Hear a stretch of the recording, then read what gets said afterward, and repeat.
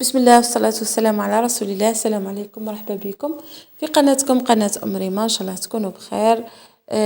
وصفتنا لها اليوم البنات هي صابلي بعيد عن الشوكولا، بعيد عن التعقيدات، صابلي بذوق رائع جدا، يجي يذوب ذوبان في اليد قبل الفم. نقطعه معاكم بالسباتول باه تشوفوا باللي راهو الطري يجي يعني طري من داخل بواحد الحشوة رائعة ومقرمش من برا. يذوب يذوب يذوب. ننصحكم انكم تجربوه البنات. وتزيين بسيط ولكن يعني راقي جدا كما قلت لكم، بواحد القرمشة رهيبة. نروحوا باه نجدوا الوصفة. عندي 500 غرام من المارغرين بدرجة حرارة الغرفة، نضيف عليها 5 ملاعق من السكر، الحلاوة ترجع لكم البنات، نص ملعقة كبيرة من الفانيلا، ونزيد نضيف عليه مبشور البرتقال، ونضيف له شوية تاع نشا. انا ما بقاليش بزاف، تقدروا تضيفوا حتى الكاس تاع نشا. نضيف كيلت بهاد العلبة تاع المارغرين ربع كيلة تاع زيت، ونضيف 2 بيضات كاملين. هادو هما المكونات اللي راح نستعملهم في الاول، ونخلط بيدي البنات ولا يعني بالباتور كما تحبوا، حتى نتحصل على يعني قوام كريمي كما تشوفوا امامكم. نزيد نضيف عليه لهنا خليط تاع بسكوي مرحي وقفريت مرحي ناعم، يعني كاس تاع بسكوي مرحي، اي بسكوي تخيروه، وكاس تاع القفريت يكونوا مرحيين، ونخلط مليح. لهنا البنات راح نبدا نضيف الفرينه. الفرينه يعني نحطوها بالتدريج ونخلطوا حتى نتحصلوا على يعني قوام او عجينه تكون طريه، وما تكونش يعني نحسوها بلي مبلوله، نحسوها شويه ناشفه، لانه هذا الصابلي هذا يجي هشيش بزاف. نضيف كيس تاع خميره الحلوى وندخلو عفوا في العجينه. بالاحسن حطوه نتوما من قبل هكا باه ما تبقاوش يعني تعجنوا. لهنا مازالت شويه العجينه، مازالت الصابلي يعني مازال نحسو باللي راهو مبلول هكا. نضيف له قليل من الفرينه وندخل غير بصباعي، يعني ما نعجنوش البنات. وبعد ما يعني تكور لي العجين، شوفوا كيفاه تنظفت يعني القصعه، والقوام اللي تحصلت عليه كما شفتوا يكون طري. نحطه في كيس بلاستيكي غذائي لانه الكميه كبيره، يعني قسمتها على 2 هكا باه ترتاح لي ليه. خليتها البنات لهنا 30 دقيقه العجينه يعني ارتاحت لي. راح نبدا نحل فيها. نحط البلاستيك ونزيد نحط العجينه ونغطيها هكا باه ما نستعملوش الفرينه، ونبدا نفتح فيها حتى يعني السمك تاعها نديروه واحد 5 مليمتر، ونقطع باللومبورت بياس اي طابع عندكم. انا خيرت اليوم الطابع المدور او لومبورت بياس دائري كما راكم تشوفوا. هاو السمك تاع الحلوى تاعي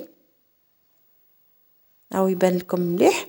ونحطو في صينيه تاع الفرن، كنت يعني رشيتها بشويه تاع فرينه. البنات الفرن تاعي سخنته على 150 درجه، ونكمل نحط الحلوى تاعي كامل في الصينيه. اللي هنا راح نعطي لكم تدبيره فقط كفايه يعني تتعاملوا مع العجينه اللي بقات لكم. شوفوا كفايه يعني نقلبها فقط بالبلاستيك ونضغط عليها بيدي كما راكم تشوفوا، يعني ما نمسهاش خلاص بيدي، غير بالبلاستيك، ونقلب ونحط عفوا ونضغط عليها، ومن بعد نحلها بالحلال كما المره الاولى، ونعاود يعني نخدمها. تجي سهله وما تسناوهاش يعني ترتاح، وما توليش يعني تتعلق ولا تتكمش لكم كي طيب الحلوى تاعكم. هاو الصابلي تاعي بعد ما كملته كامل نطيبوه حتى يتلون باللون الذهبي، ما تخليوش يطيب بزاف، ونحيوه حتى يبرد تماما. لهنا بعد ما برد لي الصابلي تاعي راح ندير اكيد 2 حبات على بعضهم. الحشوه يعني كيما تحبوا ديروها. انا لهنا هذيك الكريمه اللي بقات لي تاع السيجار عاودت خدمت بها كيما راكم تشوفوا، يعني حطيتها بشكل دائري على الجوانب. وراح نستعمل هاد لاباتا فخوي هذه بذوق او فواكه استوائيه، يعني تشكيله فواكه استوائيه. عجبني بزاف الذوق تاعها، تجي ولا اروع، يعني رائعه جدا. نحط يعني في النص هاد لاباط فخوي، عفوا لاباتا فخوي هذه او عجينه الفواكه، ونعاود نغلق عليهم. قالت لكم جوري باللي راهي بنينه بزاف لانها يعني ذقتها قبل ما نبدا نخدم بها. لهنا اكيد يعني نفينيو الحبه تاعنا تاع الصابلي مليح هكا باه تجينا باهيه، ونروحوا باه يعني نكملوا التزيين تاعو. عندي لهنا كنافه شريتها محمصه، ما حمصتهاش يعني في الدار. نزيد نعاود فقط نزيد نكسرها شويه بما تبقاش الحبه تاع او هذيك تاع الكنافه طويله بزاف، ما تجيش يعني باهيه في الحبه تاع الصابلي. ندهن الحبه تاع الصابلي بالمعجون. المعجون خير تاع المشماش اكيد اللي ما نستغناوش عليه، يعني في الحلويات تاعنا يجي البنه تاعو خاصه جدا.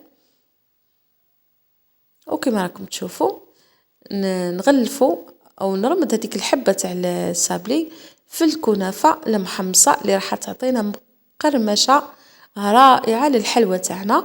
والتزيين بسيط للغايه.